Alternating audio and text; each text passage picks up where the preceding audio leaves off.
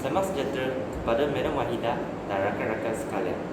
Saya ingin mengucapkan ribuan terima kasih kepada semua orang yang menghadiri pembentangan saya. Saya Syubin Liu dari modul 2. Saya ialah moderator untuk tajuk ini. Jason Yokyami dan Dinesh ialah ahli panel saya untuk tajuk ini. Hari ini topik yang saya akan membincangkan ialah nilai-nilai murni kekeluargaan. Sebelum saya memulakan topik saya akan menerangkan tajuk saya ini, nilai-nilai murni kekeluargaan. Kekeluargaan adalah unit asas komuniti. Setiap anggota keluarga mestilah berusaha untuk mengekalkan kehidupan berkeluarga dengan menjaga kebajikan anggota keluarga. Keluarga adalah sekumpulan orang dengan ikatan perkahwinan, kelahiran dan adopsi yang bertujuan untuk menciptakan, mempertahankan budaya dan meningkatkan perkembangan fizik, mental, emosional serta sosial dari setiap anggota keluarga. Keluarga adalah dua atau lebih individu yang hidup dalam satu rumah tangga kerana adanya hubungan darah, perkahwinan atau adopsi. Mereka saling berinteraksi satu dengan yang lain, mempunyai peranan masing-masing dan mencipta serta mempertahankan suatu budaya.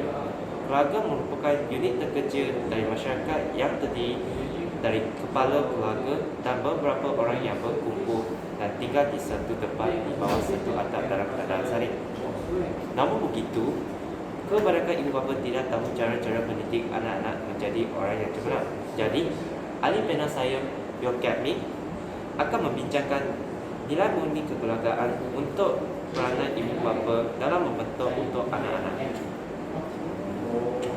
Terima kasih kepada saudara Sherwin Liu. Pada pendapat saya, nilai-nilai murni yang perlu diamalkan oleh semua orang pada masyarakat ini. Kalau tidak, masyarakat ini akan menjadi tidak moral dan berkala. Saya dan ahli keluarga saya telah mengamalkan nilai-nilai murni masyarakat kepada orang lain.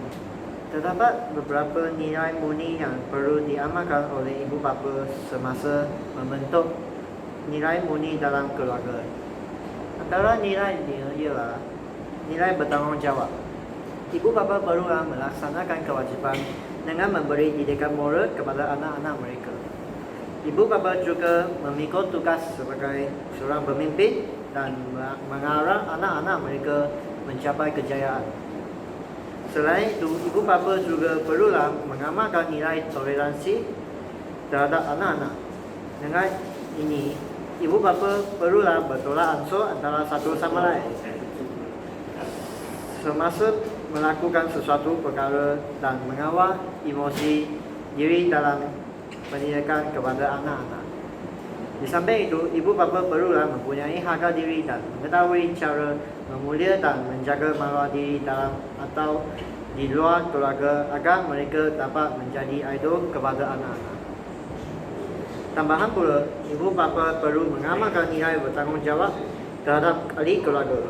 Hal ini dapat melahirkan keluarga yang bahagia dan menjaga maruah keluarga. Akhir sekali, ibu bapa perlulah mempunyai kasih sayang terhadap keluarga. Ibu bapa perlulah memberi perasaan cinta, kasih dan sayang yang mendalam kepada ahli keluarga agar hubungan antara ahli keluarga dapat ditingkatkan. Itu sahaja daripada saya. Sekian, terima kasih.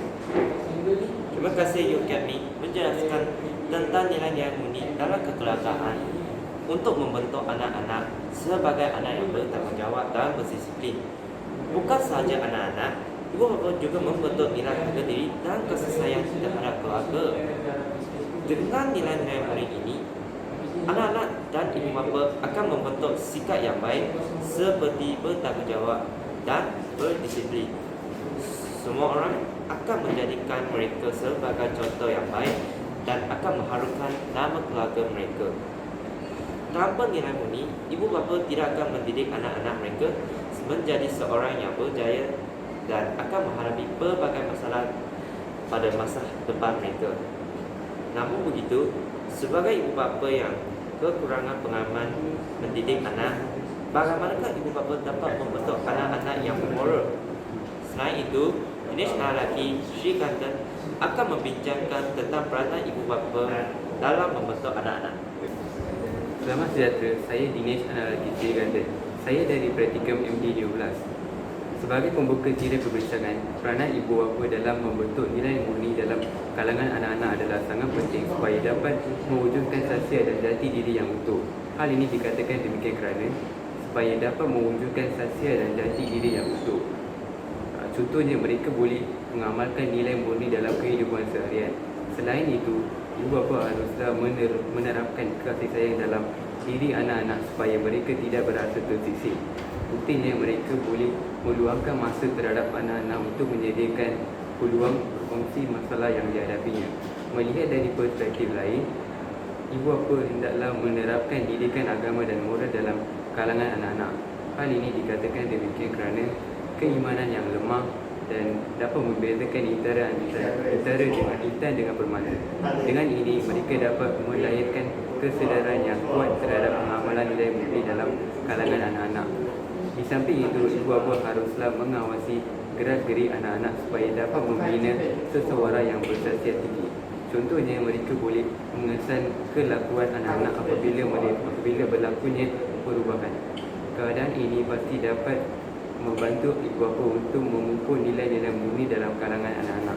Mengungkap idea seterusnya, ibu bapa haruslah mendidik anak-anak tentang kepentingan pengamalan nilai murni melalui proses pengajaran dan pembelajaran.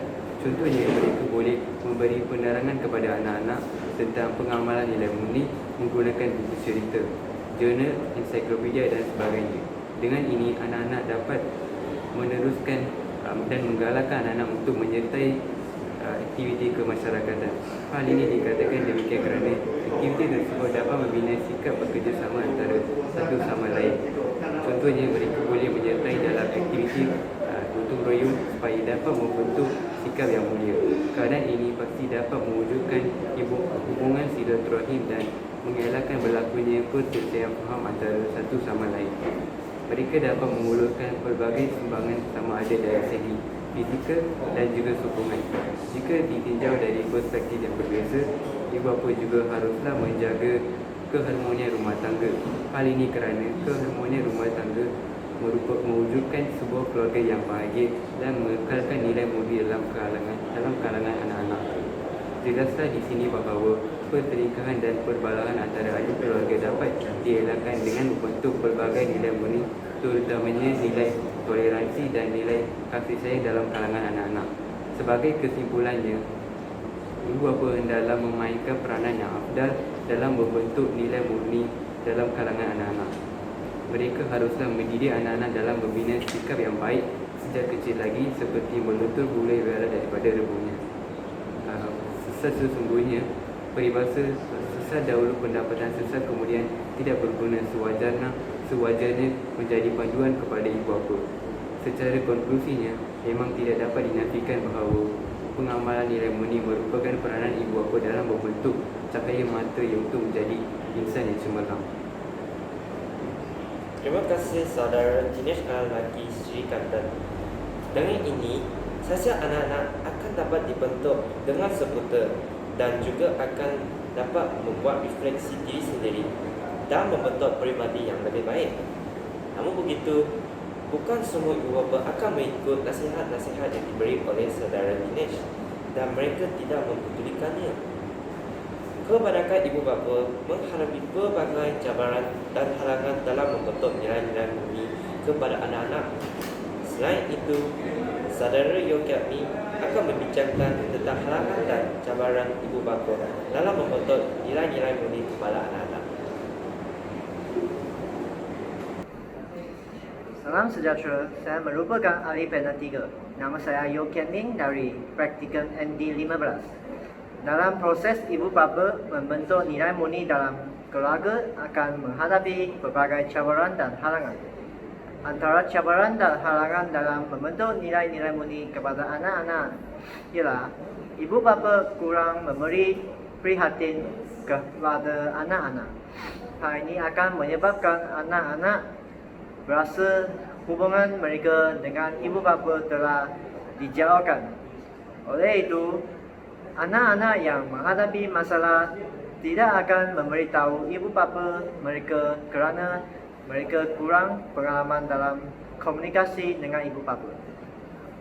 Selain itu, cadangan yang kedua ialah ibu bapa tidak mampu menjadi suri teladan yang baik kepada anak-anak.